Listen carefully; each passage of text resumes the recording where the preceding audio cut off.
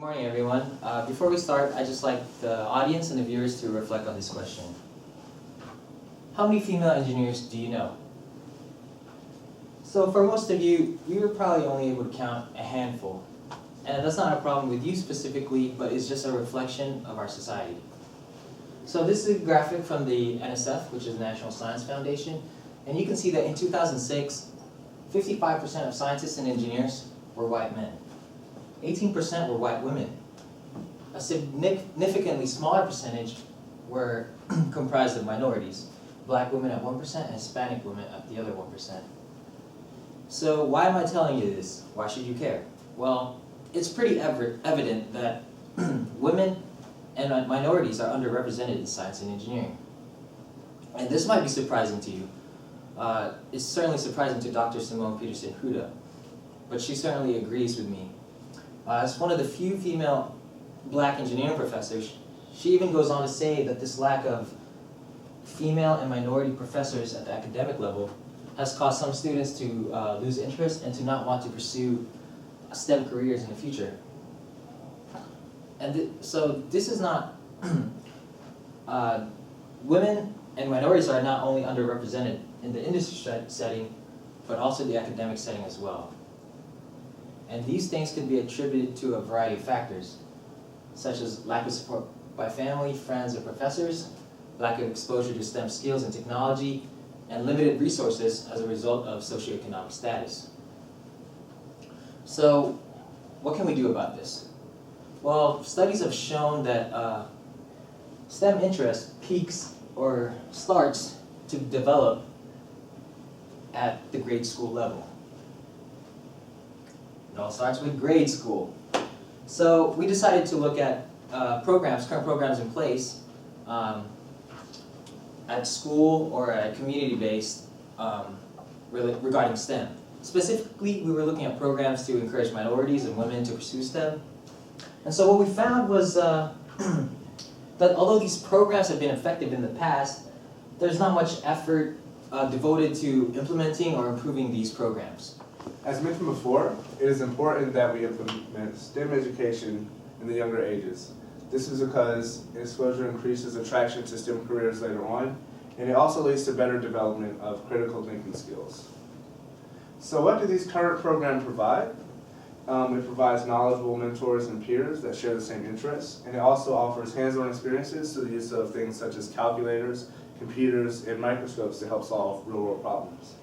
One thing to note is that this is not available to everyone, so while it may be available to most middle-income class families, it is not available to most lower-income class families. There are also other factors that limit student engagement and interest in the STEM fields. So one of the things are stereotypes. Younger students, they are faced with stereotypes every day, and after hearing it over and over again, it can start to become generalizable, and they can start to believe that what the stereotype is true. So one of these stereotypes is, you're a girl, you can't be an engineer. So it is these very stereotypes that are the cause of why females and younger minorities want to stay away from STEM fields. And while these do affect the interests of females, there are also other things that affect it as well. So when it comes to spatial cognition skills, at a young age, it is stereotyped that a lot of girls will probably play with dolls, and then boys will probably do things such as play video games. And this actually poses an advantage for boys because research shows that playing action-based games actually helps increase the development of spatial cognition skills.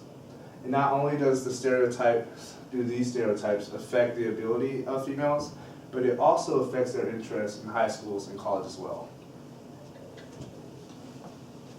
This is Dr. Jenna Carpenter, and what she talks about is the female interest in high schools versus college.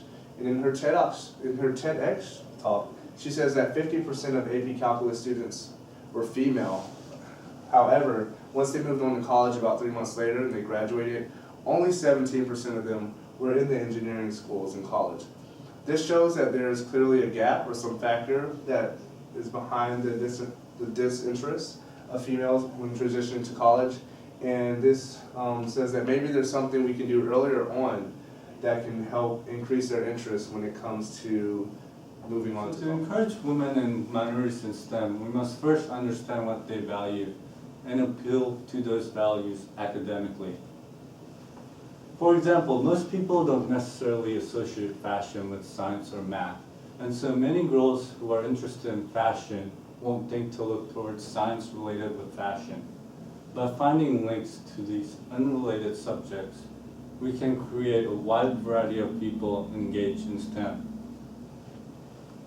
Additionally, early exposure for kids in STEM during middle school can be beneficial and implemented via after-school programs or summer programs, since this is usually the time when their values are initially implemented. So as parents and teachers, what can we do? We can demonstratively encourage kids to build their confidence in STEM, since research has shown that the more confidence you are in something, the more likely you are interested in that subject. We must also make it safe to not discourage these kids when they make a mistake, and instead let them know that mistakes are bound to happen and learning are a process. Therefore, STEM intervention programs should address these 4 factors: academic and social integration, social and skill development, support and motivation, and monitoring and advisement. In addition, we should also take into account of teacher preparation program as well. Talk teachers. Think about the number of teachers that have made some type of impact on your life. Teachers have the opportunity to become an important factor in a child's development. Teachers use the knowledge and skills that they've acquired throughout the years in order to help shape the future of our generation. But what happens when teachers don't have the necessary knowledge? One study showed that when a faculty of a large university was polled, only 25% of the faculty knew what the word STEM stood for. In general, throughout our research, we found that teachers don't always understand how to implement STEM tools properly in the classroom. Student STEM passions can't be initiated and instigated if the tools that are there for them are not available to them for them to use properly. This is something that we have to discuss, something that we have to choose to value. We can't just hand our children to teachers and hope that they can get the best of their education through whatever way is possible. We have to make sure that when we send our kids to schools, that they're going to a place that is completely and fully equipped to the best of its ability to nurture their passions. This foundation is specifically and especially important at the primary education level. J.B. Buxton, the former Deputy State Superintendent for the Department of North Carolina Public Instruction, said that middle school isn't generally when kids decide what they want to do, but they do tend to figure out what they don't like and don't want to do. With this being said, it is super important at this level that teachers know how to implement STEM technology in the classroom. So, with that being said, has anyone heard about iQuest before? iQuest is a program funded by the National Science Foundation, and it is a successful example of an attempt to tackle issues within STEM education. STEM teacher preparation programs such as iQuest engage teachers in discussion about content knowledge, as well as increase teacher focus on attitudes towards teaching methods. Upon doing this, they create a positive effect on students' science and math achievement, which in turn increases self-efficacy. And because of this, it encourages students to continue to learn and pursue these subjects. iQuest is a great program, but before my own research, I didn't know that it existed, which is what is in general the problem with these types of programs. There are a lot of these programs dispersed across the nation, but there isn't a significant large push nationally, on the national level, towards these programs.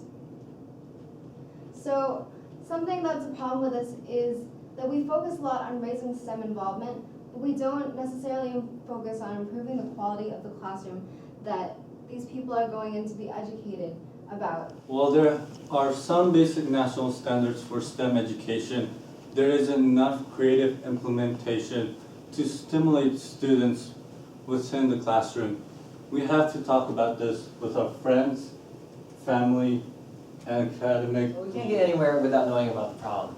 It's our duty as parents and future parents of our children today to ensure that they have the available resources, programs, and tools to ensure their success in the future. There are current programs in place, as we said earlier, but these are limited to a small number of students and teachers. And these current programs, there's definitely areas for improvement. So if we can stress the importance of improving and refining the field of STEM, we can push for the necessary improvements to develop new programs. We can't wait for something to happen. Our students and teachers need support. They need a voice. The voice of current parents, of future parents, of all of us. I'm Ben. I'm Raymond. I'm Liesl. I'm Kerry. Thank Thank you. you.